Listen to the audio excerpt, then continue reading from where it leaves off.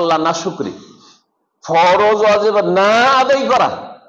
আল্লাহ নিয়ামত দিয়েছেন আপনাকে যে বিছানায় গেলে ঘুম চলে আসছে, সেজন্য ফজরে ঘুমাবেন আপনি?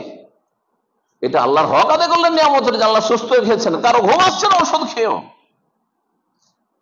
সপ্তাহ সপ্তাহ ঘুম আসছে না, সুবহানাল্লাহ। আর ঘুম আসছে সে না ফজরে ঘুমাবেন, আপনি সূর্য উঠিয়ে দেবেন, আপনি নামাজ রক্ত পার করে দিবেন। আপনাকে টাকা পয়সা দিয়েছে সেই জন্য সেই টাকা পয়সা দিয়ে হারাম কাজ করবেন, আপনি হারামে লিপ্ত থাকবেন, অপচয় অপব্যয় করবেন না, নষ্ট করবেন না। সামান্য এতটুকু লাগবে এতগুলো খরচ করবেন, এতগুলো নষ্ট করবেন, আর গরিব খেতে পায় না। আপনার পোশাকের শেষ নেই, কোথায় রাখবেন জায়গা পাচ্ছেন আপনার ছেলে মেয়েদের পোশাকের।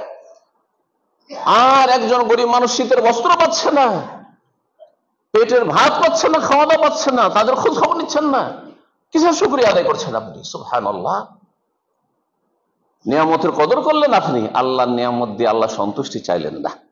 ইন্নাল ইনসানা লাযালুমুন কাফফার, আল্লাহ বলেছেন। আর কি বলেছেন? ইন্নাল্লাহা লাগাফুরুর রাহিম। আল্লাহ যেন আমাদেরকে মাফ করেন, আমাদের উপরে দয়া করেন। মনে রাখতে হবে যে সমস্ত নিয়ামত কার পক্ষ থেকে?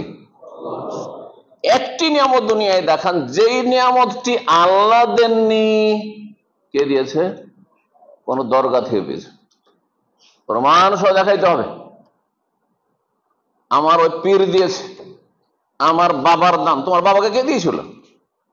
হ্যাঁ, বাবার জমি জায়গা সম্পত্তি পেয়েছে, ওটা কে দিয়েছিল? হ্যাঁ, তোমাকে মুসলিম ঘরে কে সৃষ্টি করেছিল? তুমি কোথা থেকে সৃষ্টি এসছো, কোথেকে এসছো, এর কোনদিন চিন্তা করে দেখেছো? সমস্ত নিয়ামত আল্লাহর পক্ষ থেকে, এটাও আল্লাহর ঘোষণা। আমা বিকুম মিন নি'মাতিন ফামিনাল্লাহ, তোমাদের কাছে যা কিছু নিয়ামত আছে কার? আল্লাহ। সুস্থতা, ঈমান আল্লাহর দান। না হলে আপনাকে হিন্দুর ঘরে পয়দা করে দিতেন আল্লাহ, ইহুদির ঘরে পয়দা করে দিতেন আল্লাহ, নাস্তিকের ঘরে আল্লাহ পয়দা করে দিতেন, মুশরিক মাজার দেওয়ানবাগির ঘরে আল্লাহ পয়দা করে দিতেন, আর হেদায়েতের নসিব হইতো না। বুঝতে পারছেন? তরিকত আল্লাহদের ঘরে পয়দা করেছেন, আর তুমি কোরআন সুন্নাহর সালাফি দাওয়াতের উপর শত্রুতাই করতে থাকেন। এরকম বদনসিব বহু আছে, অসংখ্য আছে, তাদেরই সংখ্যা বেশি। আল্লাহ আপনাকে যদি গোমরাহ এক সময় ছিলেন বা খারাপ ঘরে পয়দা হয়েছেন, ভালো হওয়ার তৌফিক দিয়েছেন, বলুন আলহামদুলিল্লাহ। এক সময় অভাবী ছিলেন, আল্লাহ সচ্ছল করেছেন, বলুন আলহামদুলিল্লাহ।